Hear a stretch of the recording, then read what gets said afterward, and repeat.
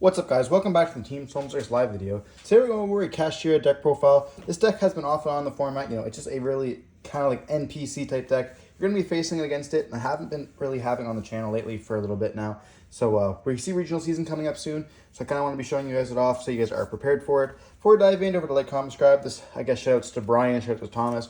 Those are our local residential cash players. We start off with the 3 Fenrir, and then the triple unicorn. These are still powerhouses. They're at 3. I don't know how Fenrir has survived this long being at 3. Pankratops got hit really quickly, but this card still apparently seems to be fine, so we're going to play it at 3. Ripping or banishing a face down card and then ripping a card from the extra deck is just absolutely insane. Then we are on the 3 Rise Heart and then the 1 Scareclaw Kashtira. You don't really need to play the Ogre. It's kind of like a brick. Doesn't help you out in your game plan at all. It is an extra body to get to, like, OTK, but a lot of times you can just sit on these 2, and then like this against Tempai is absolutely insane. Makes it so they can't activate their effects, which is really nice. And then of course this is level 7, their bridge for them all. Not much else to explain there. The cash package is really low. But for hand traps, we are playing a lot of them. We're playing a triple Ash, triple Moonlight, triple Veiler, triple Imperm, and then the God card, triple copies of D-Shifter. So not much to say about this. You want to play 9 copies of Imperm and 3 Ash because it helps out, and then of course Shifter is Shifter. This deck is a Shifter deck, therefore you're going to play it. You could debatably cut down on like one of these if you want to put another card like Call of the Grave in, or you could put like Talent, stuff like that, but we're just go all hand traps, very basic, and this is kind of like your best hand traps in the format. You can play Ogre if you wanted to, but a lot of the time doesn't really come up. I really have always like wanted to hit Veiler and stuff like that, and like this just, like, you could play another hand trap instead, but this really pairs well with the copies of Shifter because it doesn't have to go to the graveyard, and they also burn, which is really nice as well. Then for the spells, we're playing the triple Rice Off and the 4th Rice Off. We're playing triple copies of Theosis. I have debated cut this down to 2. We're playing the triple Birth. This card's absolutely crazy. I don't know how this card's still where it's at today. Absolutely just disgusting. I think Master Tool is definitely correct. This card definitely needs to get hit. Being able to just banish cards face down is just absolutely disgusting, especially against like Branded or even like Melodious. To activate a spell, you banish 3 other monsters face down that are important to them, which includes their like if they activate Ostinato, send those 2 cards. It's essentially just an FTK. Tempai is really good as well because you can just banish those cards in the graveyard, buy it, and can't summon them back out.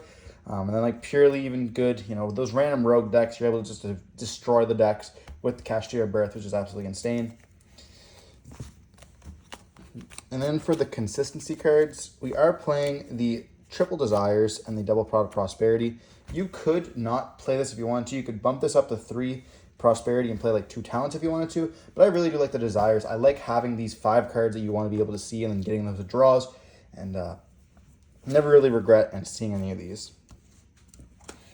Now for the extra deck, very simple. We're playing the 1 Shangri-La, the 1 Big Eye, the 1 Dark Arm, the 1 Dracosac, the 1 Flare Metal, the 1 Zeus, and the 1 Typhon.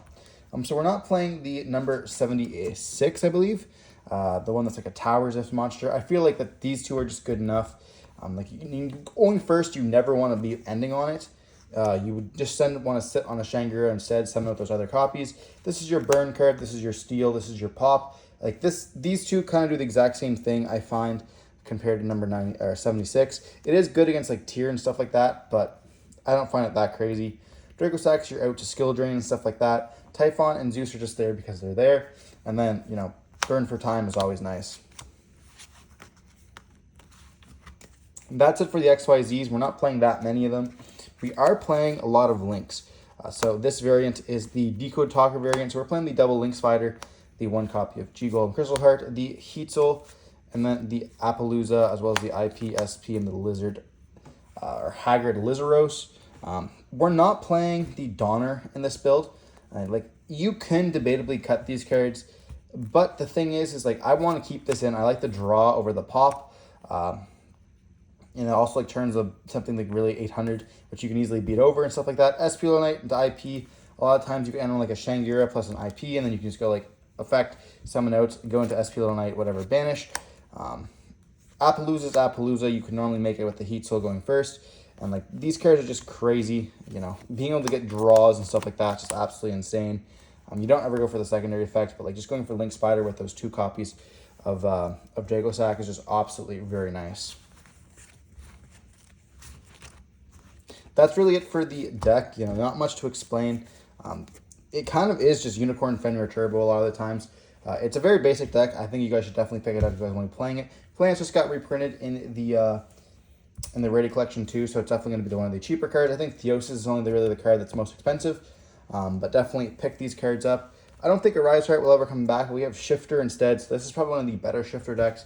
You know, with Fluandries kind of losing to Tempai, this deck really has a nice matchup against Tempai by just summoning out that copy of the Scareclaw Kashtira. But hope you guys enjoyed watching the video. Don't forget to like, comment, subscribe, see more content like this. Stay safe. Peace.